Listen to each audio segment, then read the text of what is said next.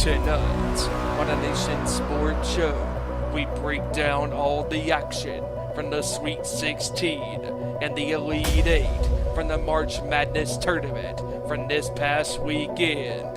The Final Four is now set. The margin for error is slim to none. Who will win the national championship on both the men's and the women's side? Plus, we bring to you the latest breaking news in the NFL, the NBA, and more. Showtime.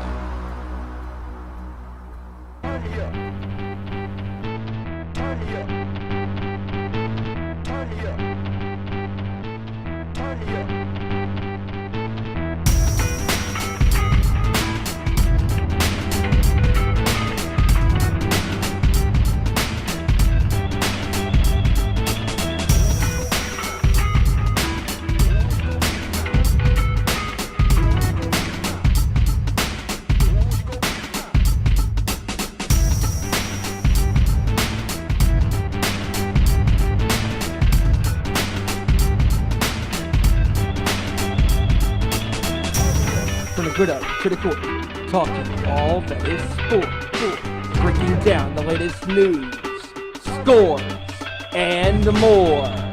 Welcome to our Nation Sports Show.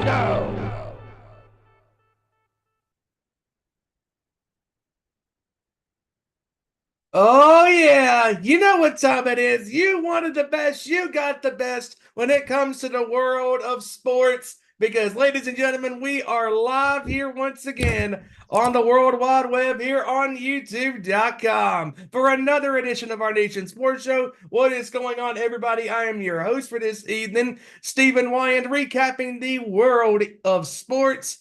And before I get to my co-host for this evening for right now, we got to plug the social media platforms. Up first on Twitter at ON_sports show, Facebook and YouTube.com, both at Our Nation Sports Show, and the Instagram page at ON Sports Show. You can also follow the Nation's Corner on Twitter at Nation's Corner, on Facebook and Twitter, and on YouTube, where they go live on most Saturday nights, at youtube.com/The Nation's Corner. And the Nation's Corner will be taking off this weekend for WrestleMania 40 festivities down there in the city of brotherly love, down there in South Philadelphia. And it's going to be a great weekend for Nation's Corner on location, because some members of our crew are going to be in full force down there in Philadelphia, representing the Busted Open Nation down there in Philadelphia. So I hope everybody has fun that is going to Philadelphia this weekend. Don't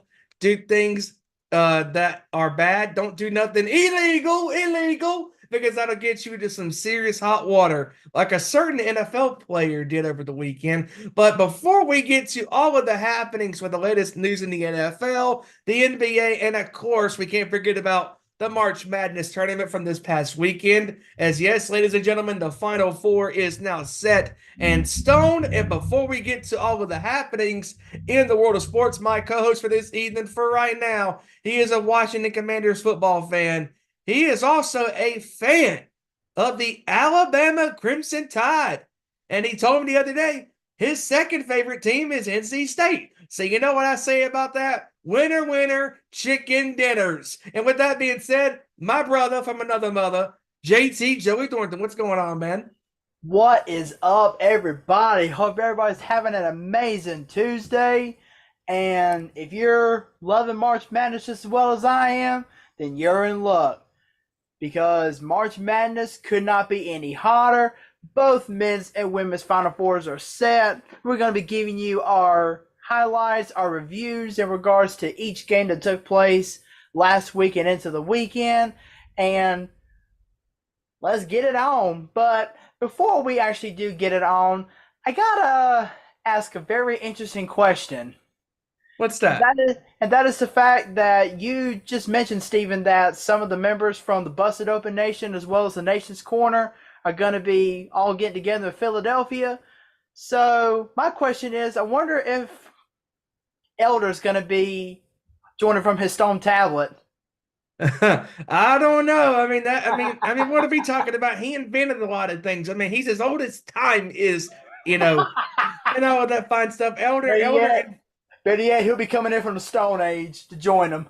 Elder invented a lot of things, and it's gonna be insane if he shows up. And yeah, but my goodness, I mean, what a time to be alive, not just as a sports fan, but WrestleMania 40 is this weekend in Philadelphia. And looking forward to that this weekend. And we'll sprinkle in a little wrestling talk as the show goes on. And but we're here because we're a sports show. And man, oh man, oh man. I mean, what an incredible weekend it was. And I do, before we get to the March Madness stuff, I do want to talk about this story that happened in Dallas from over the weekend involving one Chiefs receiver, Rashid Rice. I mean, according to reports, he was involved in a hit and run accident with over 6 cars, street racing. Him and these expensive cars, these Lamborghinis and stuff were, I mean, come on, you're street racing. Just because you got a nice fancy car, that does not mean go out there and street race. Come on. Like, the fact that nobody was killed is a sheer miracle. And glad that nobody was injured in this. This could have been really, really bad as far as fatalities. But Joey, I'll throw this to you. And we've seen stories like this in the NFL and in the world of sports where there have been some incidents like this that have, and not just in the NFL, but in the NBA, MLB, different parts of the sports realm, we have seen athletes ruin their reputation with actions like this. And this could be very catastrophic to one young Rashid Rice, because as we all know, last year for the Chiefs, repeating the Super Bowl champions, he had a hand in their success last year. So with that being said, do you think that he will be punished by the NFL? And also a second part to that, do you think he will be released by the Chiefs? Do I think he'll be punished? Yes. But do I think he'll be released? No.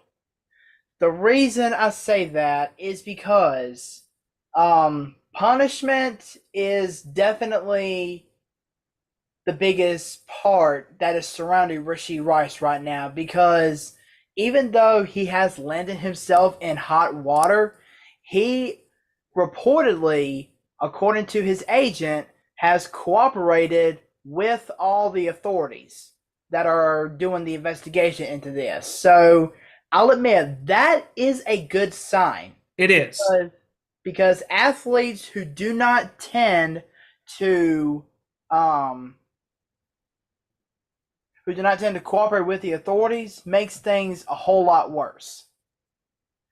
But the fact that he is cooperating with the authorities right now, as we speak, is definitely a positive sign. So that is the reason why I think he will not get released. But on to the bigger picture here.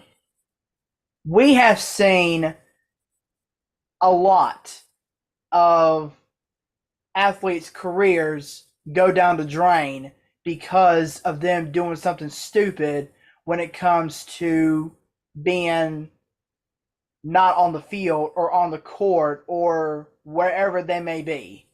And here's a few prime names, for example. Back in 2006, Keller Winslow Jr. was involved in a motorcycle accident that left him paralyzed from the waist down. Ben Roethlisberger, also in 2006, was involved in a motorcycle accident in which he didn't really have any severe injuries, but the fact that he was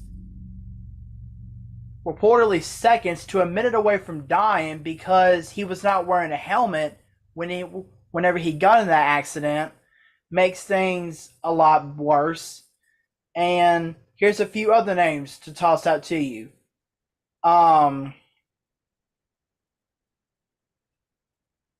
Yeah, I mean, when you look at Dante Stallworth. great point. Dante Stallworth, I forgot about Dante him. Stallworth. He actually got suspended for a year because he actually drew a gun on a man. No, I'm sorry. He hit a man and caused him, and that forced the man to be killed in regards to that hit and run that he did. So there's another prime example. You got let me see, what's another big name? Oh yeah, former Las Vegas Raiders receiver Henry Ruggs III getting involved in that Mhm. wreck that took the life of that woman and her precious little dog. And of course, most recent, the guy who was suspended for 25 games to start off this NBA season, John Morant of the Memphis Grizzlies, waving a gun around just Mhm. like the last time they got him suspended. I mean, you would think that these players and these athletes that do these things once and they get punished for it, you would think they would learn their lesson. But apparently, John Morant didn't get the message. And Nope. now, if Rashi Rice decides to do this again, I mean, if he gets caught street racing again, then yeah, I can see the Chiefs releasing him. But I mean, I get it. These players are young. They have their whole lives ahead of them, and they just want to go out and have some fun. But at the same time, it's only fun to a certain extent. If you go out and do something as dangerous as street racing, putting not only the two drivers, putting not only any innocent bystanders, the whole group that is around them whenever they were doing this street racing, you're putting their lives on the line. I mean, you're putting animals' lives on the line. I mean, that's four possible reasons that and four possible consequences in which Mhm. street racing needs to be banned And in real all quick to 50 add to states. this, and William is here in the chat. What's going on, William? William says here in the chat, he says, but guys, he has no other reason but to cooperate. That is true. That is correct. That is correct. Yeah. But so yeah, he is following authorities, and it is a good thing. But you are spot on with that, William. That he has no other choice to cooperate. If he doesn't cooperate, he's going to be going to jail. But then again, some athletes choose not to cooperate with the authorities. This is true. And that's what puts their careers down the drain. So with that being said, and before you continue, in my opinion, I think this might be his only warning. From the Chiefs organization, because he is young, and I'm not making excuses for the young man, but this is his one chance, his one warning shot. If he does not follow suit and cooperate, not just afterwards, as far as his behavior or with the teammates around him and stuff, then get rid of him if he doesn't cooperate afterwards. Yeah. Go ahead. Because, I mean, some athletes do some stupid things off the field, but they also do some stupid things on the field. And now Rashi Rice having this investigation going on about him may make everybody think that he's this big old tough guy who doesn't need to listen to anything. But that has actually been done before, because a certain wide receiver by the name of Antonio Brown. I think that guy has diva written all over him. Yeah. Not even close. So when you look at the landscape of things, can he change? Yeah, but it's up to him.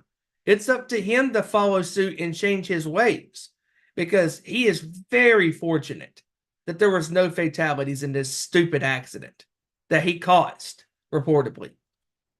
So I'm glad he's cooperating because, like William said in the chat, he has no other choice to cooperate. If he doesn't, punishment will follow suit. So it's a very crazy. Absolutely. My fr- I mean, the bottom line, and this is my bottom line. When are these athletes ever going to learn? to be honest with you, never. They never will. They Because never there's will. always that one bad apple that spoils the bunch. And there's always that one athlete that thinks to themselves, oh, I'm invincible. So I'm going to get behind a car, a fancy ass car, and go street racing. Why? Because why the hell not? And that type of stuff can lead you down to literally the road of nowhere. And it's a road you don't want to go down because going down that path, that dangerous path, you're beating you're coming close, to things going wrong. And my friend called me yesterday while I was eating lunch, and she was like, "Did you hear about this?" I was like, "No." And I went home, and sure enough, and I looked it up, and I was like, "My goodness, like this is bad." And the fact that this even happened, first of all, why? Why did this even happen? Like, it made no sense. I mean, there needs to be a wake-up call. But unfortunately, Joey, I don't think there will ever be a wake-up call with these athletes, doing stupid things. Yeah. I mean, And that's a good point, William, right here in the chat. Just look at John Morant. yeah, I'm about to say, I mentioned John Morant's name just a little bit ago. I mean, These athletes Morant, are never going to learn. Morant's what, 22, 23, and he's getting paid that much money. And he's had 2 incidents in the NBA like this, waving a gun on Instagram. That's not cool. And rightly so, he was punished for the second go round. You see, and athletes are even doing stupid things on the court or on the field. And of course, I'll give you one prime name for example: Draymond Green. Exactly. I mean, it's just. And you're right. It doesn't even have to be on an off the field or off the court incident. It can even be an on court or on field incident. I mean, it just goes to prove that that saying is never gonna die, and that is, fool me once, shame on me. Fool me twice, shame on you. Crazy. I mean, we will be following up on this as the reports come in from Adam Schefter and NFL and Company, because this story will be developing, as the weeks go on. And also as well, keeping in the football talk for a second, the UFL debuted over the weekend, and this was very cool, in my opinion. I mean, because the one thing that stood out to me, Joey, is the fact that you hear the coaches radioing the call, the long play calls, the complicated wording of the plays, and then you hear the quarterback's cadence and then communicating with the players and stuff and the coaches. It's really cool how this was executed, because the XFL last year was doing this as well with what are the coaches calling, as far as the plays and stuff like that. All I have to say is, NFL, take notes. Yep. Take notes. But yeah, speaking of the NFL, there was a pretty big free agent move pulled off by your favorite team, Steven. Who? The Panthers, the other week, they signed pass rusher Jadeveon Clowney to their roster. Oh, wow. Good for you. Good for them. What do you want, a cookie? Come on, Steven. You know that's your favorite team. My favorite team at failing? Absolutely, yes. But as far as the team that I claim, no, sir. No dice. No dice. No. Nope. Not on my watch. Nope. I don't claim the white. None of us claim the Cowboys. Speaking of the Cowboys, and speaking of the NFL, another interesting thing that came across over the last couple of days is Ezekiel Elliott. You know, our favorite center in the fourth quarter when it matters the most. Our favorite person that lives inside a Salvation Army bucket. Donations are still coming in as we speak, baby. Reportedly, him and the Cowboys are thinking about reuniting, and hasn't been Which confirmed yet. I think is stupid because if Dallas decides to re-sign Ezekiel Elliott, he's going to put up the exact same numbers that he did on the first go-around. Because Zeke, yes, he had a halfway decent year with the Patriots. But that's because the Patriots, no. Zeke decided, you know what? Maybe I need to find these holes myself that these offensive linemen create for me instead of just running every which way when it comes to me being in a Dallas uniform. But the fact of the matter is, Zeke is going to do the exact same shit that he did in Dallas if he goes back, that he did the first go around. It's that simple, people. Just because you have one good year don't mean crap. That is true. I mean, and when you look at the numbers that he had as a feature running back when he was there before Pollard got there, his numbers kept dwindling and dwindling and dwindling some more. Yeah, he only his had really number one or is- two good seasons as the feature back. He only had one good year. He only had one good year. That first year that he was with Dallas is when he rushed over 1,000 yards. Okay, Joey, maybe I said the second year just to be kind of nice. I mean, come on, because I mean, we clown the Cowboys. I mean, shoot, the second year he ran for over 800 yards, which is still not bad. Nah. But the fact of the matter is, his rushing yards and his rushing yards per game kept getting smaller and smaller and smaller and smaller as the years kept coming around. This is true. And William also says here in the chat that he loved the UFL's debut over the weekend. He said because he loves that he sees that the players are playing for their football lives, and that's a very good point there in the chat. Yep. And how about that punter from the San Antonio Brahmas, I think it was, doing that fake punt and finding a wide open offensive lineman 40 yards for a touchdown. Hey, you don't see that in the NFL. Nope. Again, like you said, Joey, NFL, take notes. Take notes. You never know. You never know. Crazy. This is why it's also good to have another pro football league because A, it's more sports for us to indulge in, and number two, football. That's right. And moving right along to what else could it be, folks? Last month was March. We are still in March Madness mode, baby. And over the last 4 or 5 days, there have been some shocking upsets and some stunning, dominating victories. And boy, oh boy, I guess you got to start on Thursday because the one big thing that hit me on Thursday, Alabama beat North Carolina 89-87. And Alabama my Crimson Tide, baby. Yep. How about my Crimson Tide? Alabama shocked the basketball landscape, knocking out RJ Davis and the Tar Heels, the first number 1 seed to officially go down in the tournament. And then, if that wasn't enough, Friday said, hold my beer.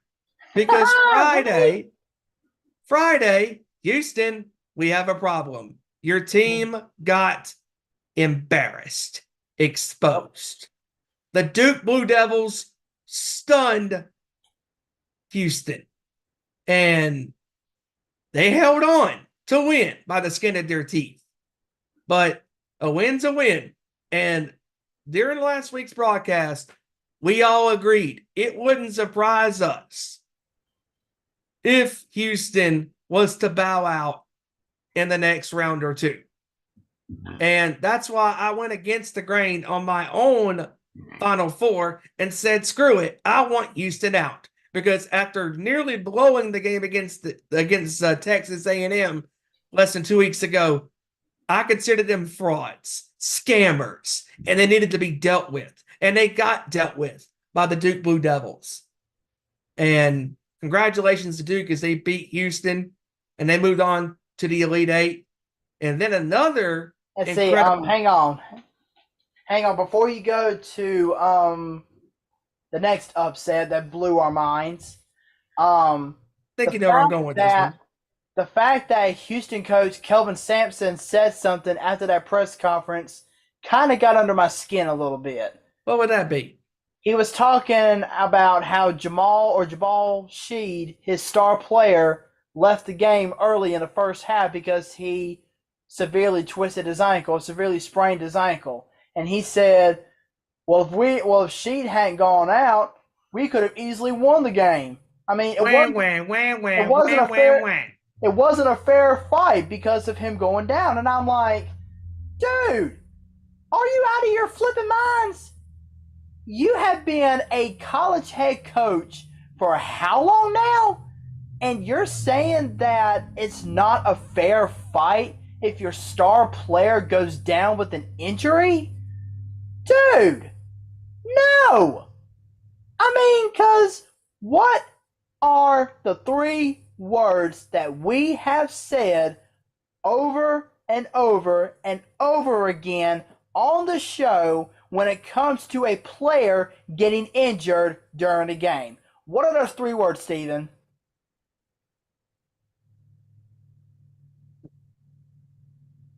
Next man up. That's right. Next man up.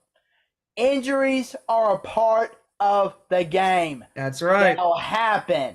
And your entire team should not shut down just because your so-called star player gets injured and is forced to leave the game and not return. Exactly. But that is exactly what Houston did. And that is why they got their butts beat by Duke. Hands down. And Duke, during that second half, could not buy a bucket, and they still survived. They could not, and they still survived. Now, as far as switching back to Thursday, I believe it was Thursday. See, this is how crazy and how the schedule. Yes, it was Thursday. Clemson stunned Arizona in the Sweet 16. Ooh. You talk about a team that couldn't buy a bucket.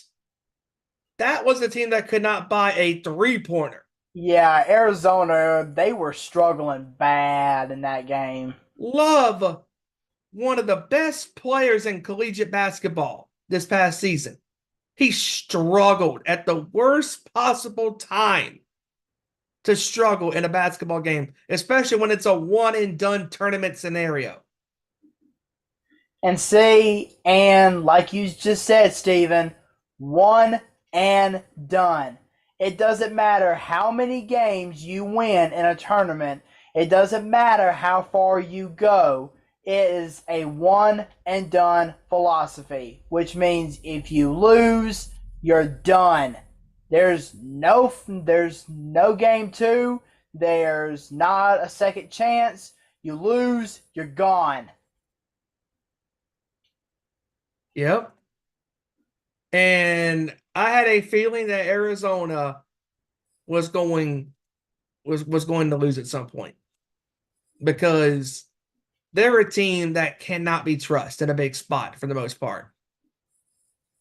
And, while the players were going, oh my gosh, like we're so stunned this happened, in our mind, we're going, we're not because they did it the last couple of years in the tournament when it mattered the most.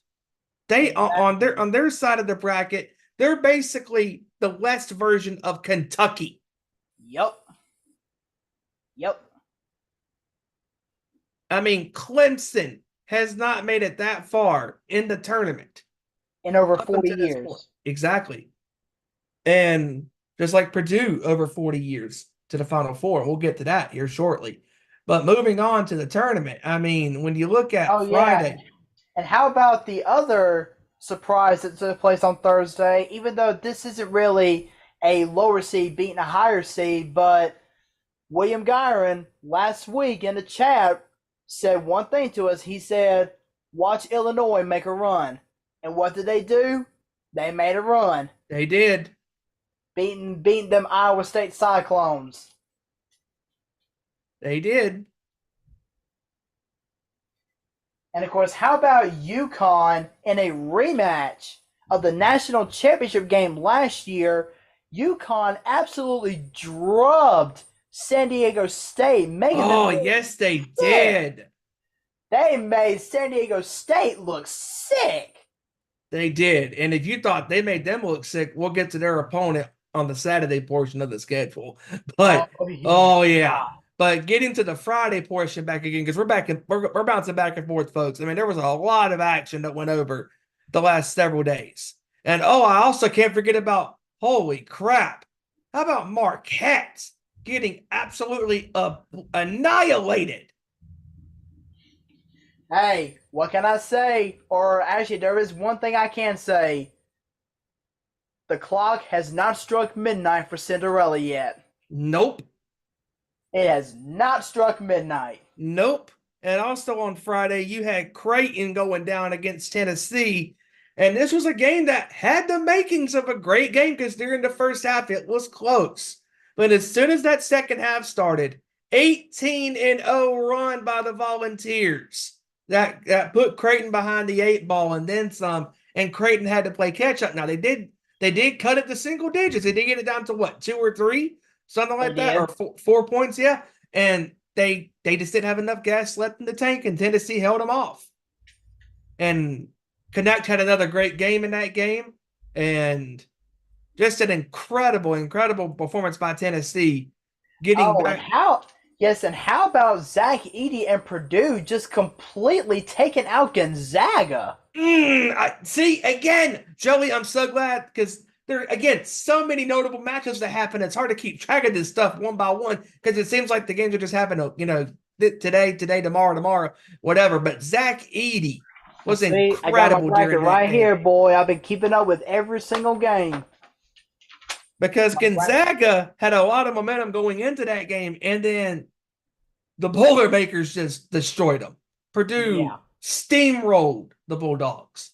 And Edey has been on a redemption story right now. And, we talked about this, Joey. Purdue is looking right now the Virginia team from back in 2018 into 2019. It's crazy. It is crazy. And then moving on to Saturday, this was the most shocking, stunning victory of this tournament. Okay, so to put this into perspective, I heard the first half on my way to a concert on Saturday. I was going to Durham, North Carolina to go to the Joe Satriani and Steve Vai tour. The tour came to Durham on Saturday. So I heard the first half, and you called me during Vai's set, and I was thinking, okay, was it a close game? Whatever. And then I texted you and said, hey, what was the final score? You said UConn by 25. I get back in the car, and I proceeded to hear the line 30-0 run by UConn. Yes, I mean. And I was like, what? It was 28-23 at half. Yeah, it was. Let me tell you how I found out about this. And it was 53-23 within a matter of minutes. I mean, Saturday night, I can't remember what I was doing, but I was watching the first half of UConn, Illinois, and I saw how close the Illini were keeping it, and I was just like, okay, maybe Illinois could give UConn a fight for their money. and then I started doing something to where I turned off the game, and after about 20, 25, maybe even 30 minutes or so, I was like, so I wonder what's going on with the UConn-Illinois game. I pull it up on the ESPN app, and all of a sudden, I see 63-33, and I'm like, what? Yup. What? And I'm like, what did I just miss? Crazy. I mean, a Crazy. 30-0 UConn run. The Illini weren't doing anything. They were shooting 20% from the field, 18% from 3-point range. You can't put up those kind of stats and expect to win a ball game. No, especially against the defending champions who are looking to be the first team since Florida in 06-07 to repeat as national champions. Now they have the makings of a back-to-back championship team. They do. But see, here's the thing that really irks me with this run. Yes, it's a great run. However, they have not been tested. All of their victories have been by at least 20-something points or more. I mean, they have 10 double-digit wins in a row. That's impressive, but I want to see the UConn Huskies be pushed. That's what I want to see. Is it impressive to rattle off 10 consecutive victories by double digits? Yes, it is, because it shows how dominant you are. But the competition is really thick right now, folks. And well, that's okay, because once we get to our Final Four predictions and national championship predictions, okay, we'll see what will happen. And with that being I will get my full analysis of what to expect if all goes well. And I get it. You know, UConn is touted by the media. Oh, they're so good. They're so good. Yeah, but when are they going to be tested? I think the time to be tested is now. Or maybe in the championship game. So with that being said, moving on, you had moving on to the winner, or moving on to the game that decided who UConn was going to play in the Final Four. How about Alabama rising to the occasion once again, knocking off their second consecutive ACC team in the Clemson Tigers? 89-82. It's unbelievable. I mean, Mark Shear had an unbelievable performance in this game, considering how he started in this game. 0 of 6 from the three-point line. He finished his last three-pointer 7 out of 8. Yep, including 6 of 7 at one point. And what's also mind-numbing, again, they were down by double digits, and they came all the way back in the first half. And at that point, it was a game. And every time the Clemson Tigers got close in this game, Shear and company made all the right plays when it mattered the most. And I know their head coach talked about it over the weekend, saying that, look, I know we're going to be known as a football school. That is where our bread and butter is football. But our basketball team, we're looking to get them to the next level too. And they have reached the pinnacle. They have reached near the mountaintop. They have reached the Final Four for the first time in school history. Yep. And that is something to be proud of. It is. It definitely is. I mean, Alabama has long been known as a football school, but the fact that their basketball team has made it to their first Final Four in school history, it just makes it that much more worthwhile. It does. And also what makes things worthwhile is sweet revenge. Because that's right, Purdue, ladies and gentlemen. Before we get to that one, or actually, Tennessee. Tennessee. Yeah, let's actually talk about Purdue and Tennessee. I mean, that game kicked us off on Sunday, on Easter Sunday, might I add. That's right. And that was a classic. Dalton Connect had an unbelievable performance for the Volunteers. But so did Zach Edey. Yes, he did. And Zach Edey had 40 points in this game, including drawing 16 fouls. Uh-huh. That man is playing with a chip on his shoulder. Yup. And even though Dalton Connect had a great game, 18 points in the first half, 19 in the second half, not enough. Not enough. Because Tennessee got cold from the field when at the worst possible time during the game. And gotta give Zach Edey and company a lot of credit, including Lance Jones. Lance Jones hit the biggest three of the game for the Boilermakers. Yup. And it was close throughout the entire game until Purdue just pulled away. And Tennessee hung in tough with them.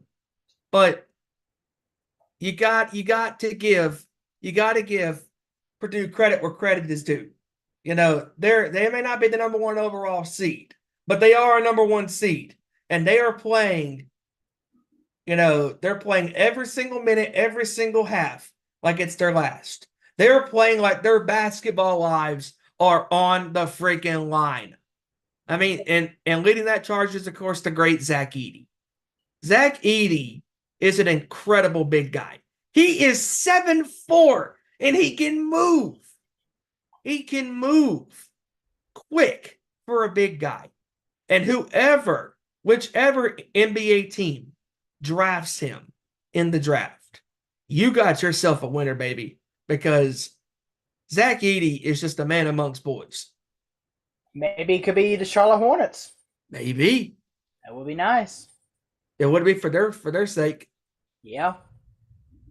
What is going on, Randy? How you doing there, sir? What is going on, Randy? But yes, and now,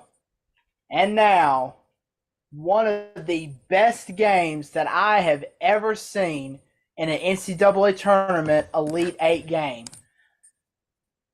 Two bitter ACC rivals going at it against each other.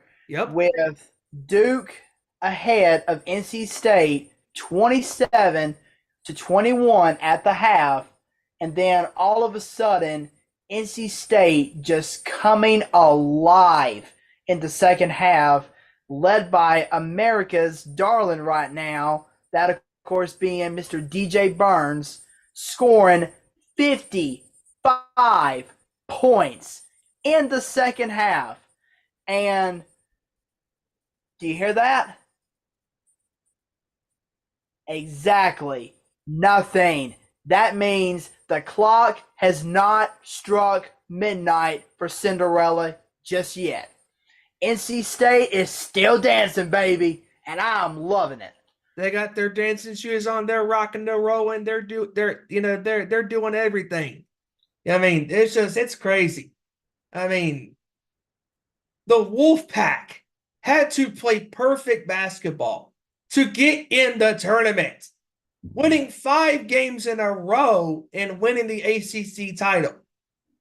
Crazy. They pretty much had to win. They had to win the ACC tournament just to get into NCAA tournament. Mm-hmm. The 11th seed is this year's Cinderella. And at this point, it would not surprise me if NC State is in the national title game. It would not surprise me at all. Because, again, March Madness, expect the unexpected. And DJ Burns was not only spinning them records, but he was putting them numbers on the board. I mean, he is playing some outstanding basketball for the North Carolina State Wolfpack. Raleigh, North Carolina is proud of their basketball team, and they should be. They have not been to the Final Four since 1983. Yep, which was the year that they last won the national championship. And if good luck karma is on their side, I think the basketball gods are looking down upon them. You never know what's going to happen. You never know. And Duke I had a feeling they were going to lose this game just because Duke was one of those teams this year that had their moments where they were up, they were down. They were down, they were up. They made shots at times, and they missed a lot of shots at times. Case in being on Sunday night in Dallas. They missed a lot of shots. I mean, missing their free throws, missing their threes. I mean, had a decent run. They got far, but at some point, you knew their kryptonite was going to show up, and that's not making a lot of shots. That's where they lost a lot of these games. And also as well, real quick, and Kevin hit on this last week on the show, he predicted accurately. He said with complete accuracy, he said that the North Carolina Tar Heels were going to not show up when it mattered most in the game against Alabama. And they didn't show up. Go ahead. Nope. And what's more, Kyle Filipowski's dirty play finally caught up to him. Yep. When he fouled out with just over 4 minutes to go in the game, thus putting Duke in a much deeper hole. But see, it's not only the men that we should be talking about, because we need to be talking about the women just as well, because the women are playing just as good, if not better, right now. Yep, and William says here in the chat that he disagrees with me that Edey is not going to be a great big guy in the NBA because he doesn't have a jump shot and can't drive. And I get that. He does make a point. You got a point. I can't. You're not wrong. But we have seen players at skilled positions go from not having a certain skill to developing a certain skill as their careers have progressed. I mean, look at LeBron. LeBron for years did not have that ability, as far as that definitive move. Okay, what is he? Is he a jump shooter or is he a driver? Well, when you're 6'8", 250 and change, you bulldoze people. You punish people in the paint. And he developed the driving game to the basket. And I think if Zach Edey puts in the work, maybe, just maybe, he could turn the narratives around from people. And William, I have to agree with you. He does not have the complete package, but the talent, the upside of things, maybe. But we all know any athlete, you have to put in the work if you want to be considered one of the best. That is very true. And it's up to him. It is totally up to him to get better and better and better at every time he goes onto that practice court. That's right. And yes, Joey, you just talked about it. And before we get to it again, folks, thank you for joining us here tonight here on a live edition of our Nation Sports Show. It is the first episode of the month of April, and we are still hot and heavy in the March Madness phase. And before we continue on, you can follow us on Twitter at ON_sports show, Facebook.com and YouTube.com, both at Our Nation Sports Show, and the old Instagram machine at ON Sports Show. Also, don't forget to follow the Nation's Corner on Twitter at Nation's Corner, Facebook at Nation's Corner as well, and on YouTube at The Nation's Corner. And the Nation's Corner will not be live this Saturday as some of the crew, some of the guys and gals will be down there in Philadelphia for WrestleMania 40 weekend. And with that being said, moving on, because yes, ladies and gentlemen, we're not just talking about the men's, we're talking about the women's. Not the girls. Thank you very much. The women's. We don't call the men's tournament the boys' tournament. Nope. It's men and women, damn it. And with that being said, there was a basketball game that happened last night in Albany, New York. Oh, yeah. Iowa took on LSU. In a rematch of the national championship game from last year. Yep. And one of the biggest, if probably not the biggest, viewings for a college women's basketball game. This was amazing. This was a spectacle, and it delivered at every sense of the word spectacle. Why? The stars came out to play. Caitlin Clark, Angel Reese, everybody. All the stars, all the role players came to play an excellent game. There had to be one winner and one loser moving on to the Final Four, and that winner is, of course, Iowa. They are moving on to the Final Four in Cleveland. Caitlin Clark, I mean, what can we say, folks? Caitlin Clark is a monster of a basketball player. I mean, as skilled as she is, she has court vision, unlike any woman. Hell, not just any woman, any man. How about any athlete? Like, she can pull the trigger on a three, and she can see one of her players streaking to the basket. Or she catches them out of the corner of their eye. Oh, I had a three. Here, you get a three. Boom. That's how unselfish she is. Because even though she showed her true greatness on full display last night in front of a national televised audience, scoring 41 points, 12 assists, 7 rebounds, including 4 ridiculous threes in that third quarter. I mean, just unbelievable. The spotlight never seems to phase this young woman. To be as young as she is a star. She is a role model for, again, and I'm not trying to preference this, but it's not just men's and women's. She is a role model for all athletes, for all people that want to look up to an athlete. She is a winner. She is a competitor, and she is going to go far. And I said it before this tournament started, I am pulling for Caitlin to win a national title with Iowa, to cap off her career at Iowa and win a championship. And, can't take nothing away, Joey, from the defending champions. Whether we like them or not for their tactics, they played an outstanding game yesterday. Angel Reese, despite the ankle injury, still had a great game. They did. And, of course, you can't forget about the other amazing semifinal match or Elite Eight match that happened last night, which saw Paige Beckers and the UConn Huskies punch their ticket to a very familiar spot known for UConn Lady Athletics. And that is, of course, the Final Four. UConn going back to the Final Four once again after knocking off Juju Watkins and the USC Trojans in a utterly amazing game last night. That's right. And Randy also here in the chat says that he agrees with William, saying that Edey will not be able to compete with other big men that are quote unquote centers in the NBA because how not only athletic, but how physical these guys are in the pros. And I agree with that. I do too. Ed Williams says also here in the chat, he hopes that Edey will improve. And I hope so. I hope he will improve, and hopefully he will.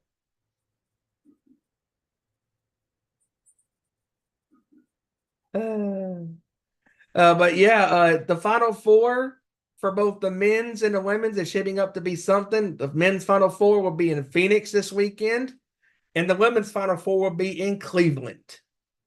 Yeah, see, and also I mentioned this during the pre-show. If you are a UConn or NC State fan, then you better be on cloud nine because. And Randy just said it right here in the chat. Not to cut you off, Joey. He did just say it right here in the chat. UConn men and women, NC State men and women in the Final Four. Yep, very well true. First time ever, 2 schools have both their men's and women's teams in the Final Four. For the first time ever. Crazy. And, and talking about that first noticeable game, Iowa and LSU, even though I cannot stand LSU's coach, she handled herself very well after that loss. Yes. She has an attitude that I do not like. Yeah. But the fact that she handled herself with dignity and class after that loss, gotta give it to her. She this was a win-win situation for women's sports in general. To have over 10 million people, if not more, watching this basketball game last night. Like, yeah, just unreal. I mean, Caitlin Clark has really changed the game of women's sports. Like, she is going to be a superstar in the WNBA. And who would and put this in your thoughts and think about it, Joey. What if UConn would have recruited her? Oh Lord. Yep. Oh Lord. Yep. If UConn would have recruited Paige Beckers and Caitlin Clark, then South Carolina would definitely not be undefeated right now. Nope. And that's another team that I think they're frauds. Yeah. They barely squeaked by Indiana the other day. You're teetering on the brink of disaster. That's not going to win you a championship. Eventually, the shoe is going to slip to the other foot. You're gonna have a slow start in one of these games eventually, and it could be the championship game. Because in my opinion, South Carolina's days are numbered. Yeah, they are. And Caitlin Clark, to me, is the one athlete that can single-handedly stop South Carolina, just like she did last year in the Final Four. And despite all of the naysayers saying that Iowa cannot get back to where they are, they proved everybody wrong. And if there's one athlete that I want on my side to beat any team, it's Caitlin Clark. Because Caitlin Clark has the tenacity. She has the integrity. She has the competitive spirit, that winning, fighting spirit to want to win and be giving it her all on the basketball court. Yeah. I mean, she has all the naysayers talking. She has all the believers talking. She has people all around the world talking about how amazing of a person and how amazing of a basketball player she is. And there is no doubt in my mind that once she goes to the WNBA, she's going to continue to be the amazing person, athlete, and role model as she always has been.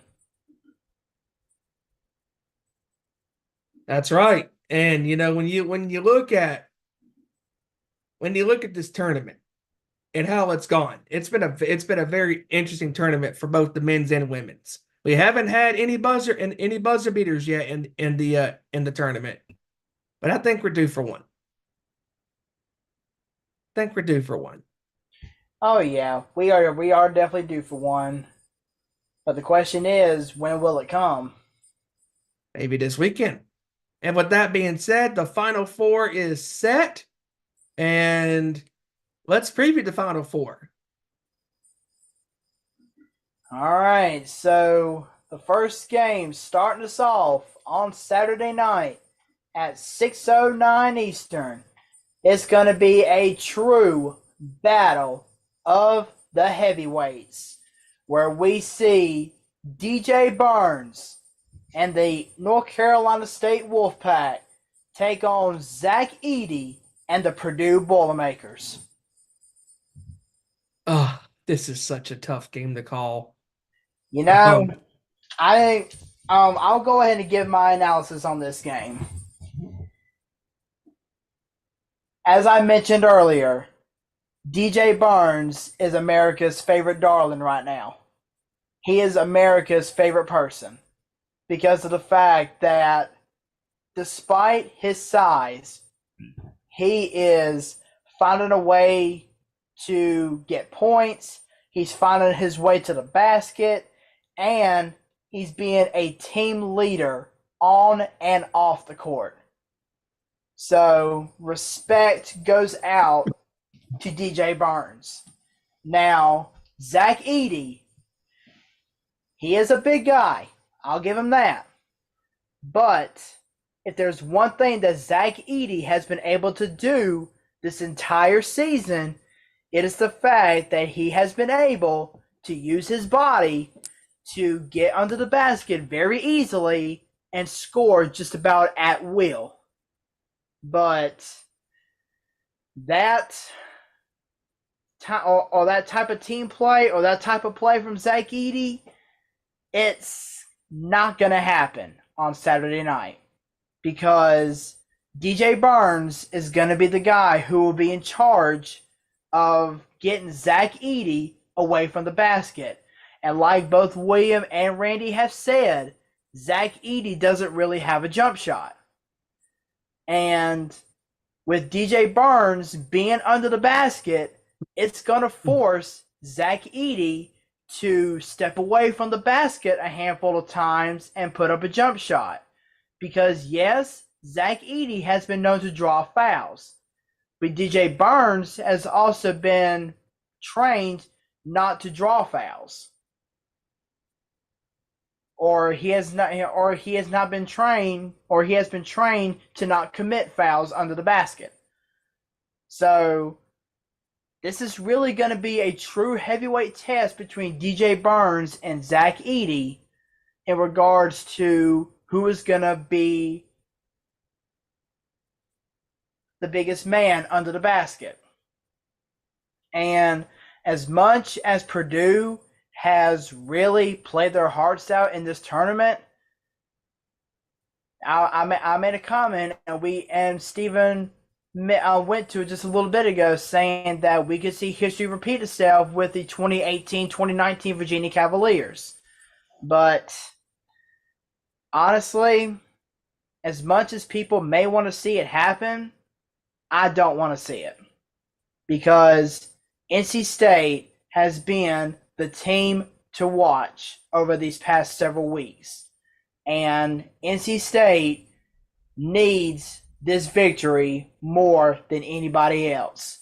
So with that being said, I am picking the Wolfpack to beat the Boilermakers this week, and I say NC State does it by 5 points. Very interesting. And Joey, you're right about a lot of things with this, because Edey's going to have to get out of that comfort zone, and it's going to be tough because Burns is going to make him work for every single shot that he takes in this game. And I think it's going to be close. It's so tough, man, because on one hand, I could see either one of these two teams winning. But you know what? I'm actually thinking that the clock will not strike midnight again. And that's why I am going to pick NC State to shock the basketball world again and beat Purdue with a game-winning tip-in by Burns. Wow. I think Purdue's going to – I don't know the score, but my scenario is I think Purdue's going to be up by 1. NC State takes a 3 to go for the win. Or no, I'm sorry. Yeah. By 1, instead of going for the 2, they whatever. Go for the shot. Go for the win. On a 3. And miss a shot, and Burns is underneath the basket, and he lays it in to win the game. Wow. North Carolina State wins by 1. Very, very interesting. And now for the second game. That'll be tipping off at approximately 8:49 Eastern Time, which will be 5:49 Phoenix Time. The defending champion, UConn Huskies, will once again take the court, and they will be facing the number 4 seed, the Alabama Crimson Tide. And I will go ahead and give my analysis on this game too. There's one stat that really stood out to me in regards to the last game between UConn and Illinois. And no, it wasn't a 30-0 or it wasn't a 30-0 run. The stat that I'm talking about, 0 for 19 from the field. And that was the percentage, or that was the total amount of shots made and attempted when UConn big man Donovan Clingan contested the Illini shots.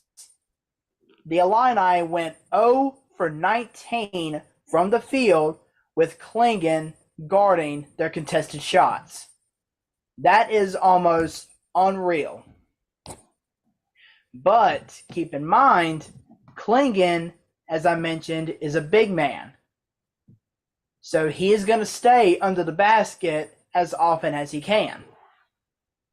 Right. Which leads me to this point.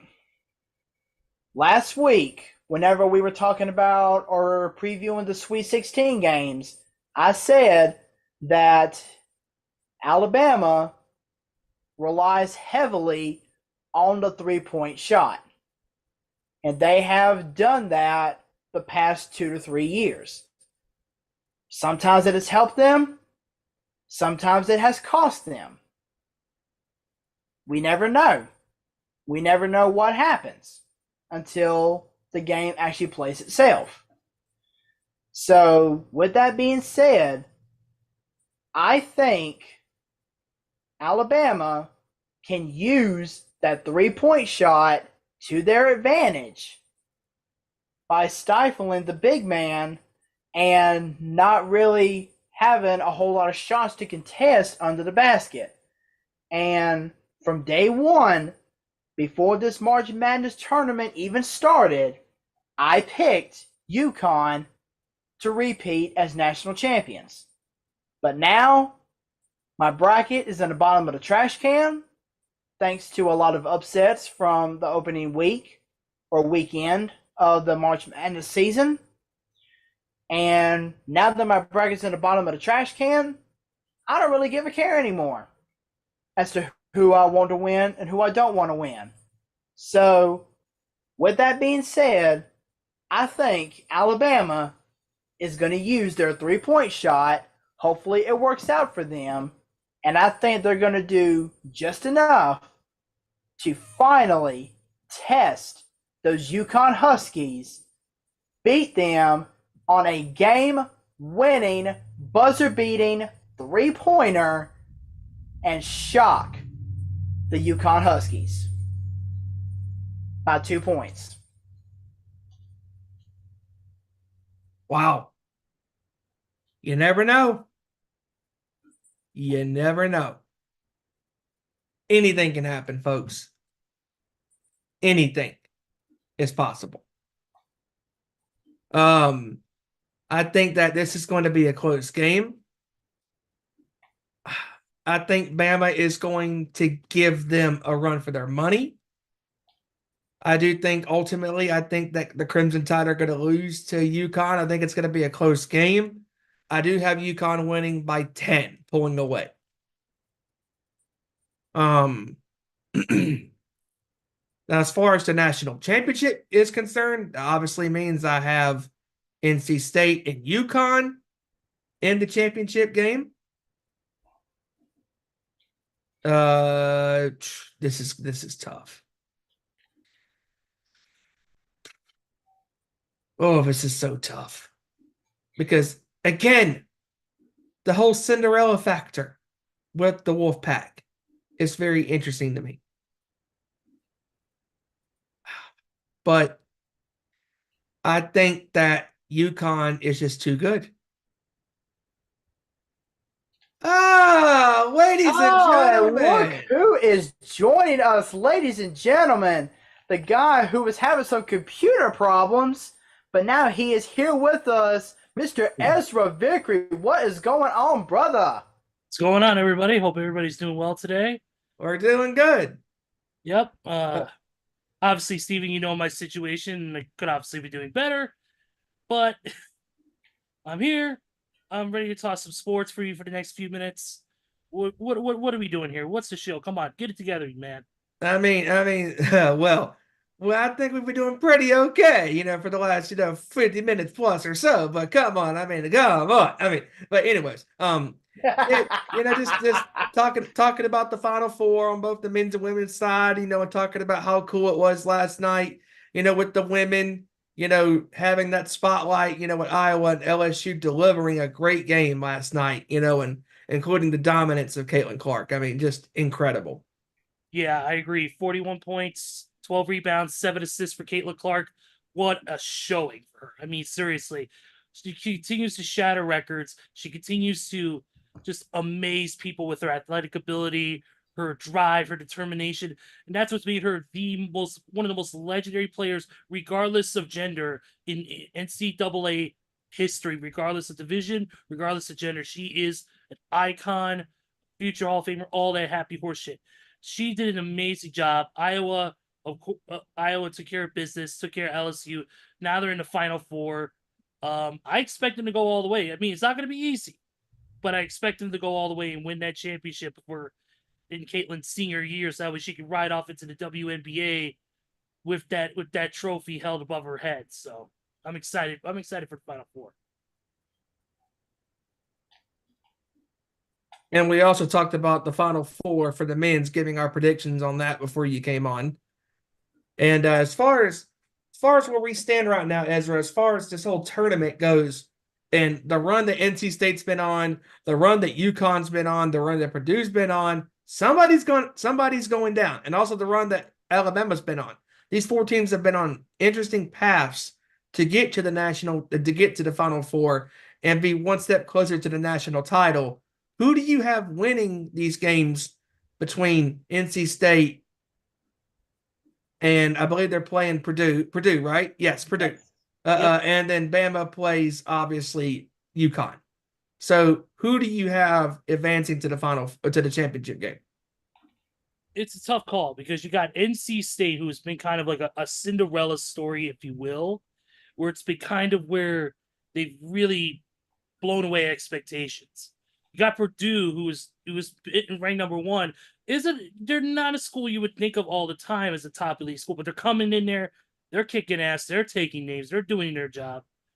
That's a tough one. I mean, do you go with the underdog team or do you go with the number 1 seed? It's a tough call. Obviously,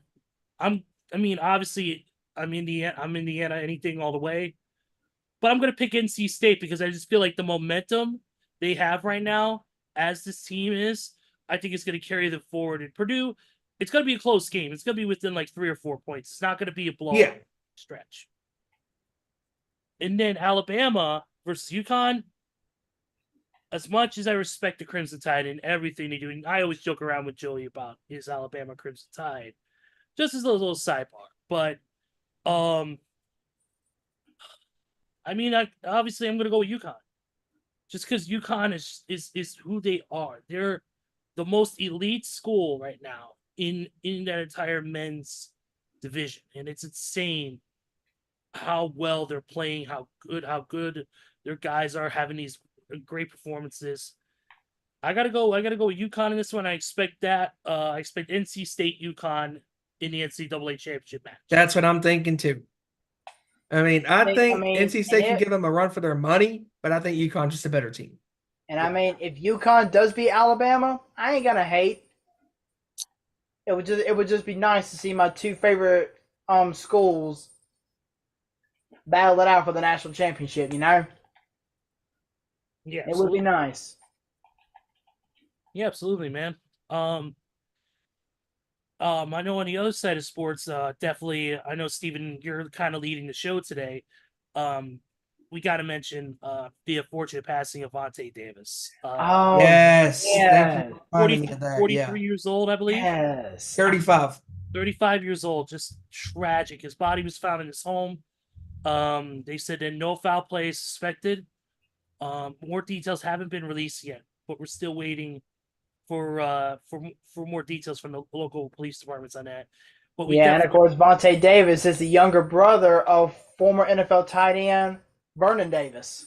Yep. Yeah, and we wish Vernon and the entire Davis family. We send our condolences and our prayers and our thoughts to them, as well as the family, as well as all the fans of Vontae as well. Very tragic news to come down this past week. It's a shame. But Steven, there is one thing I do want to talk about with you, and that is the debut of the UFL on Saturday. Yes. Yes. I watched that first game, and it started off slow. But I loved that game, especially in that second half when they started really getting hot. Dude, first of all, I love the idea of being able to listen to the coaches call the plays. That is so cool to get to hear them call the schemes, call the running plays, call the slants, call the routes. It just it's a cool interactive way for the audience to get involved and kind of get a feel for what the coaches are saying to these guys when they're on those headsets. You see when you're watching an NFL game. That's true. That in the whole conversion system now instead of a 1-point kick, I think it's a real interesting concept too. I think it is. You get up to 3 points depending on where you run the ball from. Like that. That's actually pretty cool. I like that idea. It is. But I think it was a success for the UFL. Obviously, it wasn't a packed stadium. It wasn't full by any means of imagination. The lower bowl had some pretty good fan support. Obviously, it's not going to be anywhere near the NFL. It is a brand new thing, in a sense. So there's going to be growing pains and and all that. But it's a good way to keep the spirit of football going throughout the year instead of having to wait 4 or 5 months for another game. Now we've got football basically all year long. Yep, pretty much. Roughly. Something I'm excited for is this the next set of games coming up this week. Obviously, there's going to be games this weekend. Obviously, the big focus of the weekend is WrestleMania for us. But obviously, we're going to tune into some of these. I know this weekend we got the Final Four. This weekend we got WrestleMania. This weekend we've got all the collective stuff. We got the UFL. So it's going to be a busy weekend of sports, wrestling, everything. And Final Four this weekend for both men's and women's. Yeah, you're going to have to pick and choose your spots. So, but back to the sports, or back to UFL. I got to commend the Rock and Danny Garcia for what they've done. It looks promising. It really does. And there's no gimmicks behind it. It's just straight up great football. Speaking of football, I forget which game it was, but Joey, one of your former Crimson Tide was in that game at QB, and that was Mr. A.J. McCarron. That's right. I believe he plays for the St. Louis Battlehawks, I believe, if I'm not mistaken. Yes, he does. It sparked my memory. But I'll admit, the one thing that really surprised me and the one thing that really got me going was the fact that the punter for the San Antonio Brahmas found a wide open offensive lineman on a fake punt for a 40-yard touchdown pass. I'm like, what? It's like some college football level shit. Exactly. Fucking what is it, Kevin playing Madden? Yes. Yeah, and in regards to the coaches calling the plays and having the plays being told to them via radio on their NFL helmets, I told Steven, I was like, I got 3 words I got 2 words for the NFL. Take notes. I agree, because it's something that's missing from. Look, as much as we love the way the NFL is played, somewhat, to me, allowing the fans to interact, hear these plays, as long as when you're at home, and being able to hear them call the schemes and say like Bull Red 45, Bull Red 45, and they're calling the play, and you get to hear that and understand what it means. It allows the football fan to learn a little bit while also watching the game. Yes, they're familiar with, what a running play is and all this stuff, rules and all that. But when you get to learn more in-depth detail on what a certain play is called, what it's like, it just adds more to the game and it makes it more exciting because you're learning about the game. You're learning more in-depth than you would usually learn. So I give UFL a lot of credit on that. Rocket, Danny Garcia, it's their idea, their brainchild, their genius. And you know what? I can't commend them enough for giving us another form of football all for the rest of the year, because us football fans, especially us in this room, and Kevin and Randy, we love the game of football. That's what takes up 99. That's what takes up at least 60-70% of our showtime is NFL, whether football, whether it be injuries, news, unfortunate passings, game reviews, score predictions, stuff like that. So to have another form of that game to be able to talk about on our show too, and less learning every week, it's a very fascinating and very cool thing.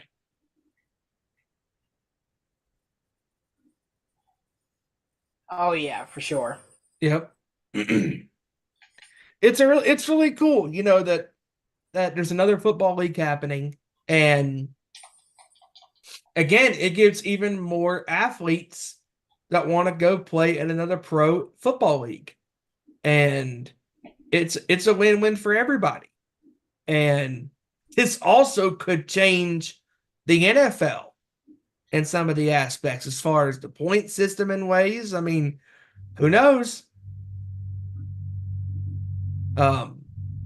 Overall, I thought it was a really cool success for the UFL, and I think it's gonna get better. Like you said, Ezra, it's not gonna be great numbers at first because it's a brand new product, but eventually they're gonna get there. Yeah, I agree. Let's see here. What's going on here? Steven, what else did you discuss? Anything else that that we didn't get to yet? We haven't really done a lot of NBA talk. All right, let's get right into it because we are cracking down a little bit. It's getting to the end of the season, getting close to the end of the Yeah, regular. and definitely one of the biggest news to come out of the NBA is we had a player making his return tonight Yep, and from that being out, for being out for several weeks because of an injury, and that is former NBA MVP, Mr. Philadelphia 76ers center Joel Embiid making his return tonight. Yep, 29 games he was absent from. So it's good to have him back and doing what he does best, and it's playing the game of basketball, man. He's, like I said, former Yep, MVP, one of and the best. as of right now, the Thunder are beating the 76ers 41 to 38 with 3:11 to go in the first half or second quarter. Yep. Right now at halftime, also too, you got the Wizards up on the Bucks 58-54. You got the Lakers on top of the Raptors 64-58. You got the Heat going on right now 39-31 over the Knicks. And then also you got right now just started a few minutes ago 8-6 Houston over Minnesota.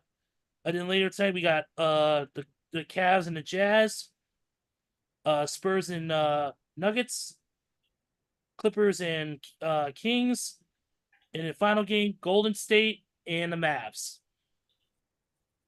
So, And the play-in tournament's coming up very soon. yes, it is. Yep, in less than a couple weeks. Or actually, it is coming up in a couple weeks, actually. I believe it is 2 weeks from today. Yeah, because as of this point, right now, teams are at an average number of games left between 8 to 7 games left.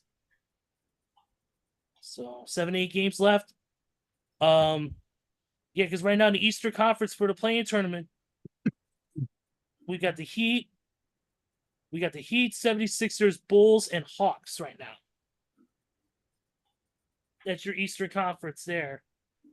Also in the Western Conference for the play-in tournament, we got the Suns, Kings, Lakers, and Warriors.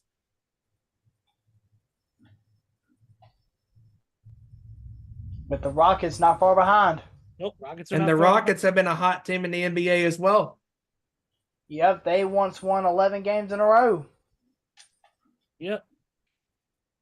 Right now, the Rockets are only 2 games behind the Warriors for the 10th spot. Yeah, and believe it or not, the Suns are only a game and a half out of 6th place spot.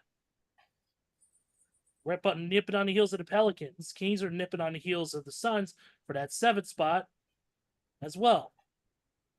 Back to the East, you've got the Heat who could take over the 6th spot from the Pacers if they're able to win the next several games. Pacers will drop a couple because they're only a game behind them. 76ers are only a game and a half behind the Heat, so for the 7th spot. So that's what we're looking at right now as far as that goes.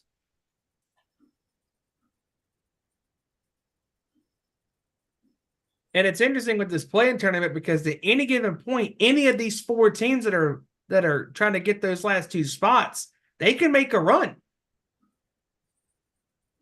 They could. I mean, look at the Lakers last year.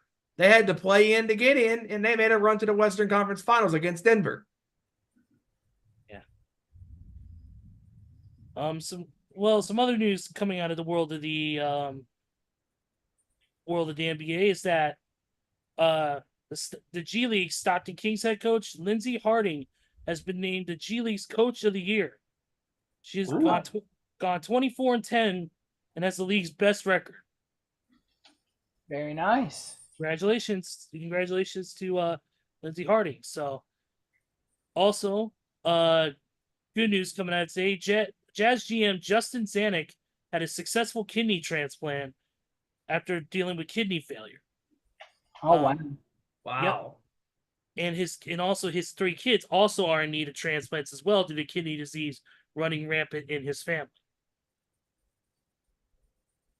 So, at least some good news on that end. Let's see. Scrolling through my notes here, which is basically Adrian Wojnarowski's Twitter. ESPN story. Oh, here we go. The Kings' Malik Monk will be out 4 to 6 weeks with a sprained knee. Ooh. So the Kings also lost guard Kevin Huerter to a shoulder surgery as well. So not good for the Kings right now. No. Nope. Let's see here.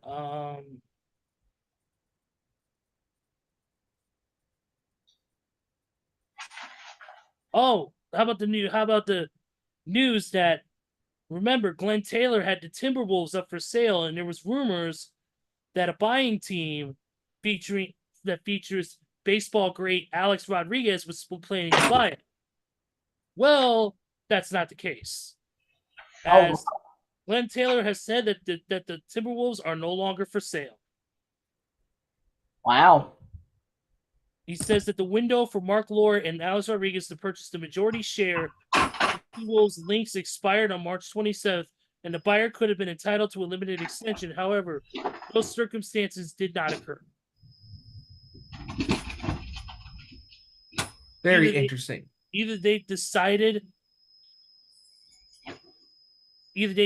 not to buy it and just didn't say anything, or they took too long to figure out what they're going to do, and the window of limitation they're closed on them.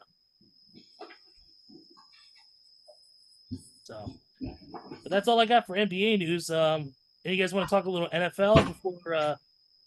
We did talk about the. Want to get your thoughts on this? We did talk about the Rashid Rice situation, which is very interesting. Oh, Rashid Rice. Okay, yeah, that's crazy. The man has been on the run, then supposedly causes a major car accident, and is still on the run. I don't know. Like, what the hell is going on? That's a good question. Just because you cannot do that, like that.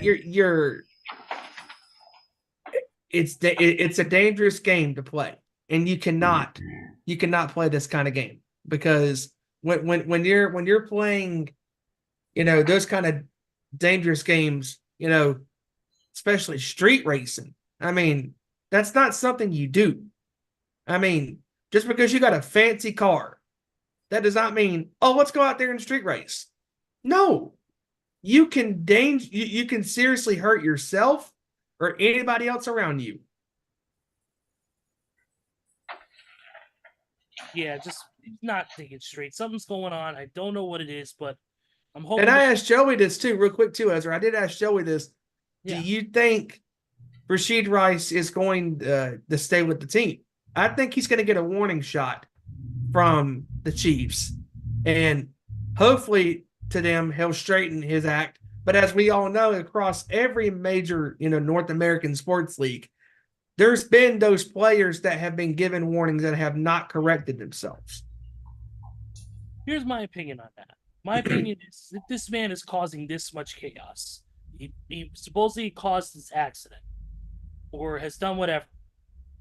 This man has done enough damage. I think he should be at least suspended for a year to learn his lesson, because he's not only causing chaos with the team or with the world and in his own way, but he's also doing it with the team. It's making it hard for the managers and the coaches to figure out what to do with this guy. Now they got to spend their time, which they could be doing research, analyzing. Now they got to figure out what's the next course of punishment if this guy is, if he's arrested and charged. You know, what's the next step? Is he going to get suspended? Is he going to be fired? Is he not be banned?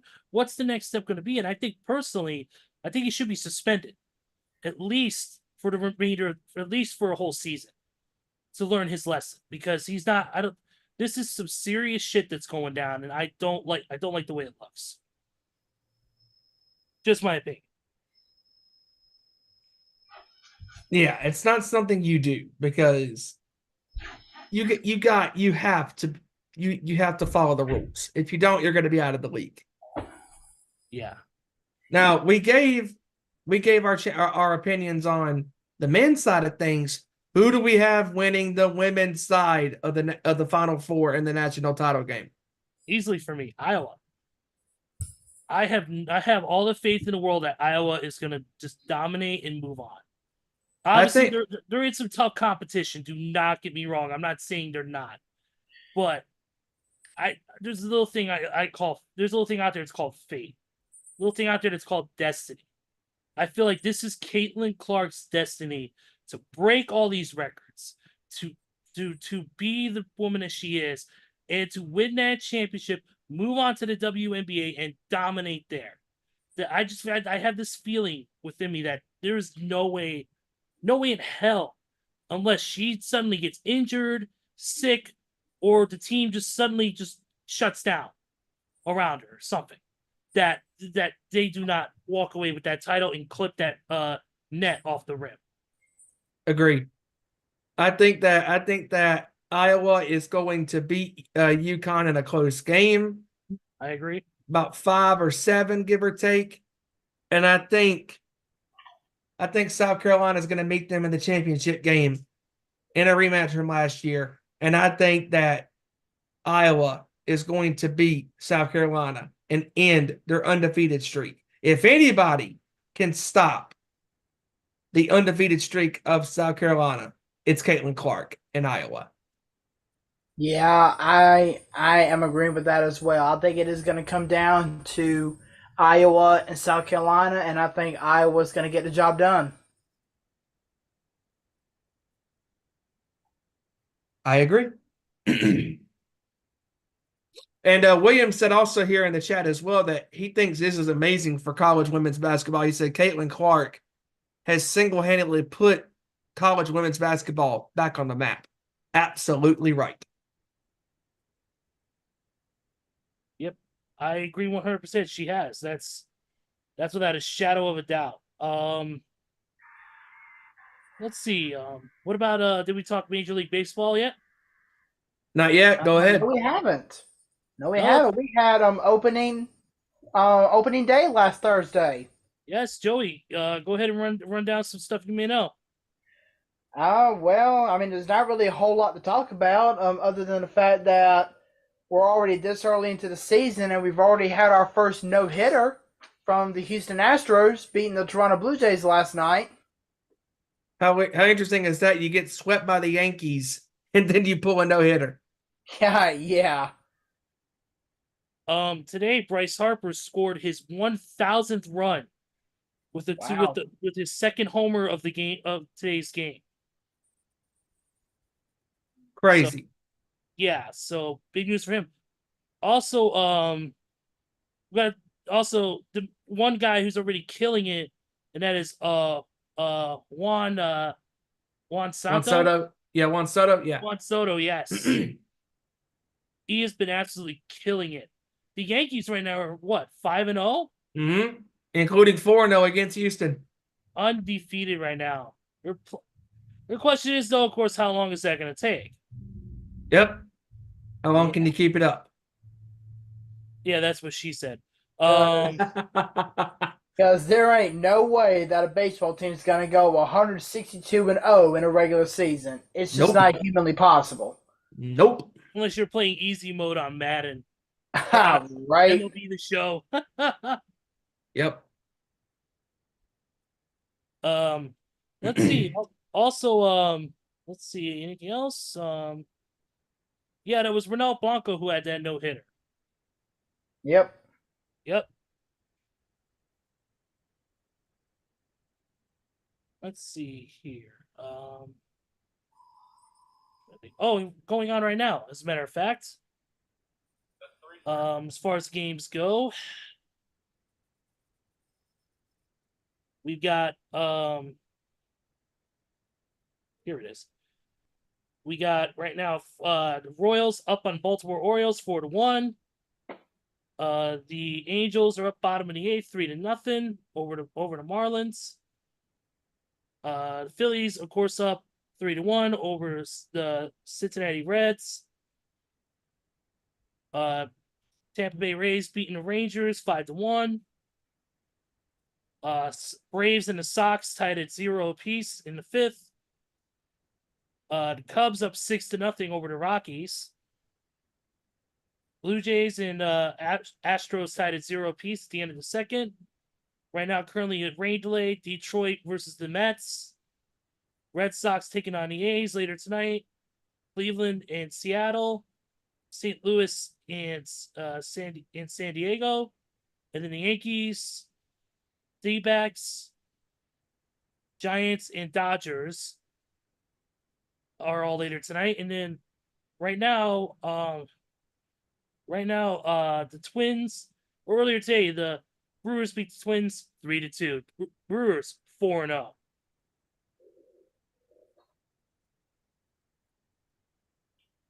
So that's what we're looking at there. I don't know, anything else you guys got in mind? No, I think I'm good. Actually, I do. I did bring it up, teasing it at the top of the hour. Okay. Let's talk about a little bit of WrestleMania 40 coming up this weekend. Oh, yes. I mean, yes. last night on Raw, again, another week in a row where the WWE has knocked it out of the park. I mean, Rock, Roman, Seth, and Cody all in the ring last night at the very end of Raw, and the Bloodline absolutely demolished Cody and Seth. I mean, what an ending to Raw again. Raw, once again, firing on all cylinders. WWE firing on all cylinders as a whole. And let me tell you, man, this whole Bloodline story has been amazing. Obviously, it was also announced last night, speaking of the Bloodline, that on Friday, that the Tribal Chief will be inducting the Wise Man into the WWE Hall of Fame, which should make for an interesting speech heading into WrestleMania. Obviously, it's going to be in the land of extremes, so also I know there's going to be some ECW tie-in.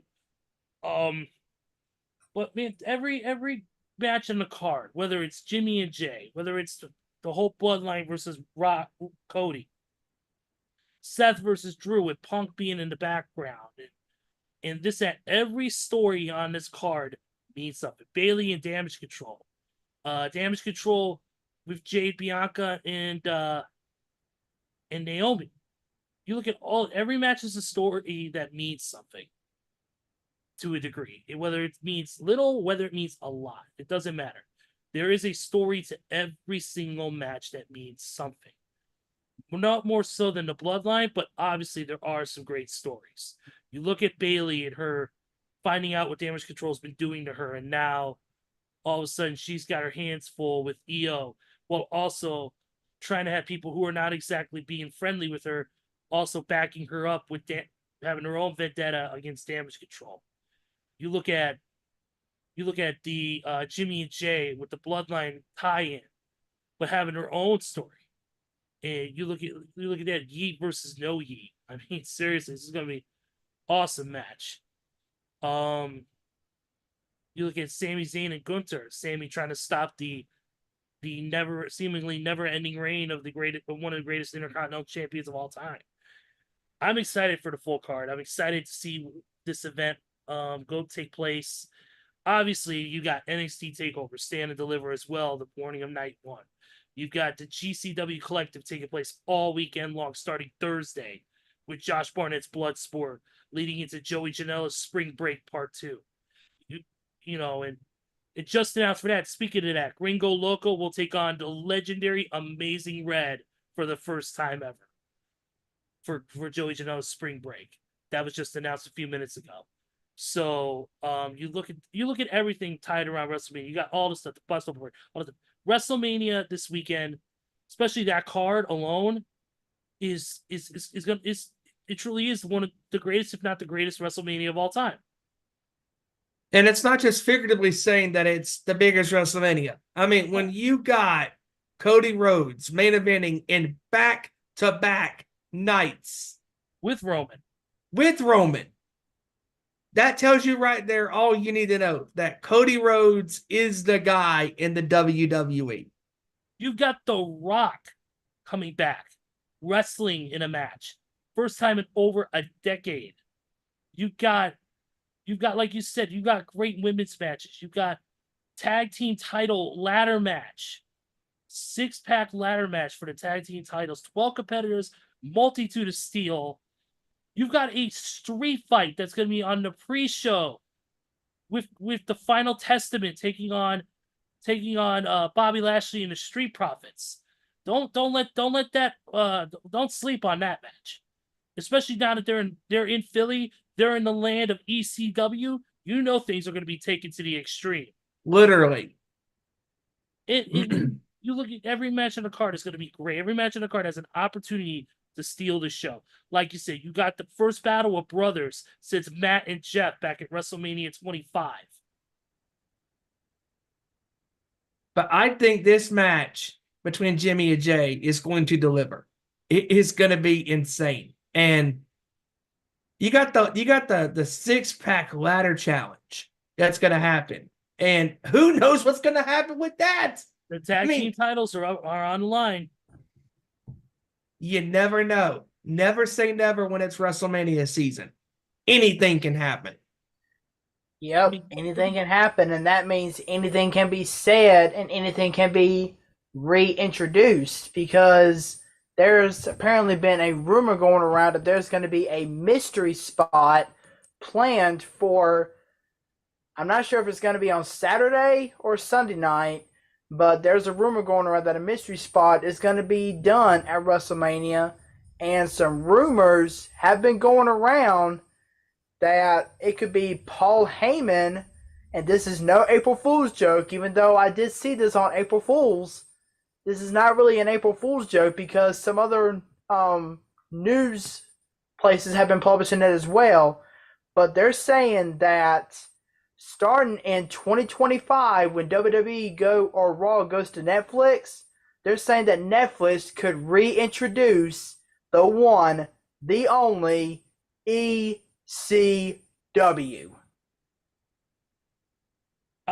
The ECW thing, the whole MMA ECW thing was just a rumor. Unfortunately, it's an April Fool's. Darn it! It was an April Fool's prank done by a wrestling news source, and darn it! Yeah, it's not gonna happen. It was part of April Fool's. That would have been nice, though. It's like people saying that MJF signed with WWE. Yep. Reports going around saying that he's already locked into a contract, and that he's just waiting to come back from injury. So who knows? But I don't know if this is an April Fool's prank or not. In this case, Stone Cold Steve Austin posted a video on TikTok claiming that somebody had left a case of beer at the doorstep of his ranch at 37 in Tilden, Texas. That could be interesting, because I'm not sure if you guys might have seen the tease that WWE done, but last week on Raw, whenever Raw was beating up Cody Rhodes in that parking lot, they cut to a shot of the production truck, and who was on the production truck? Stone Cold Steve Austin and John Cena. Yep. Also, too, I want to point this out. Also, too, I want to point this out. You mentioned teases. We got to mention real quick the Bray Wyatt documentary, Becoming a Man. I watched that when I got back from the hospital, and it was Yeah. beyond emotional. I couldn't even. I finished it, but my face was wet after it. It was. Yep. Right. Please do not say anything about it because I haven't had a chance to watch it yet. All I gotta say, Joey, watch all the way through. I will. Watch through the credits. You will see something. That's all I'm gonna tell you. I'm not gonna spoil it for anybody else who hasn't seen it yet either. Well, That and the A&E documentary with Roman Reigns. That A&E documentary on Roman was spectacular. Especially when they played the clip of Rosie talking about Roman and how good he is and how just driving on and seeing Roman for the first time since probably his cancer diagnosis and his recovery showed humility, showed emotion that we hadn't seen from Roman, where he broke down and, hearing his own cousin's voice for the first time since he passed away. And it was raw and it was real, and what a documentary it was. And WWE, it's like our friend Debhausen said, WWE should be earning Emmys, Academy Awards for these documentaries because nobody does, outside of ESPN, nobody does these documentaries about athletes better than the WWE does. No. The production, the way they lay out every story and the interviews and everything is just next level. So I wanted to throw those up there real quick before we call it. Also, too, real quick, all I gotta say is real quick is to tune into Bloodsport, mainly because the Queen of Spades is gonna be looking to break Masha Slamovich's arm. Oh yeah, that's right. Shayna's gonna be making her GCW debut this weekend. That's right, taking on the Russian Dynamite, the former Game Changer Wrestling World Champ, Masha Slamovich. So, also on that card, Nick Nemeth, Speedball, Mike Bailey, Josh Barnett versus Johnny Bloodsport. Royce Isaacs is going to be on the card, I believe, as well, from the West Coast Wrecking Crew, New Japan. And don't forget, next week, New Japan, Windy City Riot taking place in Chicago, April 12th. Throw that out. Tickets are on sale still. Go to NJPW 1972 for more information. And if you can get to any of these tickets with last-second tickets, you better get them while you can because it is going to be a packed house in Philadelphia this weekend for a lot of the events going on at the Collective and obviously the Busted Open Party at the ECW Arena. Oh, and thank you for mentioning Collective. One more thing. Joey Janela's Spring Break. I forgot to say, Spring Break tickets are sold out. Bloodsport tickets are sold out. FV's Big 8 Brunch tickets sold out. So a lot of these events you're going to have to watch on Triller by Fight, on Triller TV by Fight Plus. But also the main event of FV's not FV, Joey Janela's Spring Break, I Quit match, Mance Warner versus Effie. It all comes to an end. Wow. After Mance has repeatedly stabbed people in the head with a screwdriver, including all his former SGC comrades, his former friends, even trying to stab Maki Ito in the head with a screwdriver. Effie has finally laid down the gauntlet, and it will happen. I Quit match, Joey Janela Spring Break, it all ends. Wow. But that's enough for me, Steven. Do you want me to close out the show, or would you rather do it? If you want to close it out, you're more than welcome to, my brother. Okay, I've got the video and everything, so you know what? Let's do it the old school way. Final thoughts from everybody. Joey, you first. Once again, another great show with you guys. Also talk about the March Madness, the UFL starting up. MLB is finally up and running. NBA is going to be starting the playoffs here in just about a couple weeks with the play-in tournament. And, of course, March Madness is going to be over by the next time we come your way next Tuesday night here on YouTube. So we're going to be giving our full analysis and as far as highlights in regards to the Final Four and the National Championship games from both the men's and women's side of things. So be on the lookout for that next week. But until then, peace out and enjoy WrestleMania. All right, man. Steven. You know how to close it out, brother. Go ahead. Yes, I do. Great show with you guys tonight, and glad you could stop in, Ezra, here on the last hour. And looking forward to next week and recapping all of the madness conclusion from the men's and women's side of things, and obviously giving our analysis a little bit on WrestleMania 40, night 1 and 2, and looking forward to a great Mania this weekend in Philadelphia. And to everybody that's out there traveling and going to all these events, stay safe, have fun, and most importantly, enjoy yourself. And very happy for all the men and women out there that are going to be out there on the biggest stage in professional wrestling at WrestleMania 40, the biggest mania of all time, not just figuratively, but literally with the matches that are on this card. This card has the chance to deliver a great card. And we've entered a brand new era in the WWE since TKO has taken over. And all I got to say is we are on one hell of a ride. Strap on, hold on tight. It's going to be a bumpy ride, but it's going to be a fun one. And looking forward to these next couple of nights in WWE with Mania this weekend. And looking forward to next week. It's like I said, we recap all the latest happenings in the world of sports. And with that being said, thank you for joining us tonight, Randy and William and everybody there down there in the chat. And for those that watch us on demand, thank you very much as well. And we look forward to being back on here next week. Ezra, wrap this up, my friend. Absolutely, man. Thank everybody for joining the crew tonight. Running a little bit late today due to some connectivity issues, internet issues, and computer issues overall. Glad to be a part of it for the last, hour or so. It was fun, definitely needed. So thank you guys for everything. And anybody who's going out to WrestleMania this weekend in Philly, please be safe. That includes our crew. That includes anybody I know. Anybody we know, just be safe. Please have a great time. Enjoy yourselves. And do whatever you can to make this the most memorable WrestleMania of all time for you personally. Because that's what we want. We want everybody to be happy. We want everybody to enjoy themselves because the wrestling community should be that way. The wrestling community should be supportive, not divided. So that's why, I want to say that, because it's unfortunately, it's never that way, but it should be. And, look, I may not be going this year, but guess what? I'm happy that my crew is, and I'm happy they're going to be out there repping and doing what they do. So, the Nation's Corner crew is going to be out there this weekend. Have a fucking great time and tear it down, as always.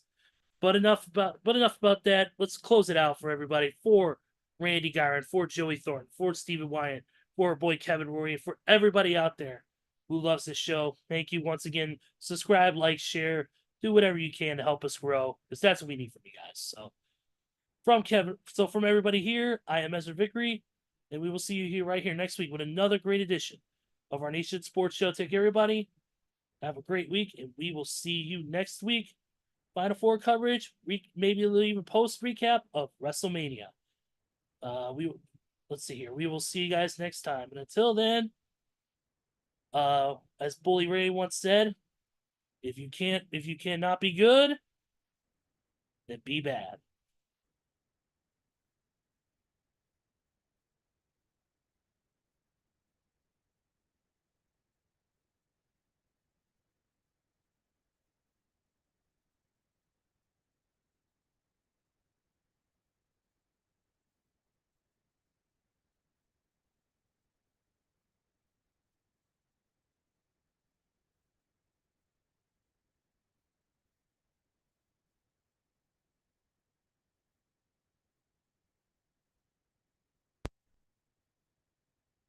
Turn me up.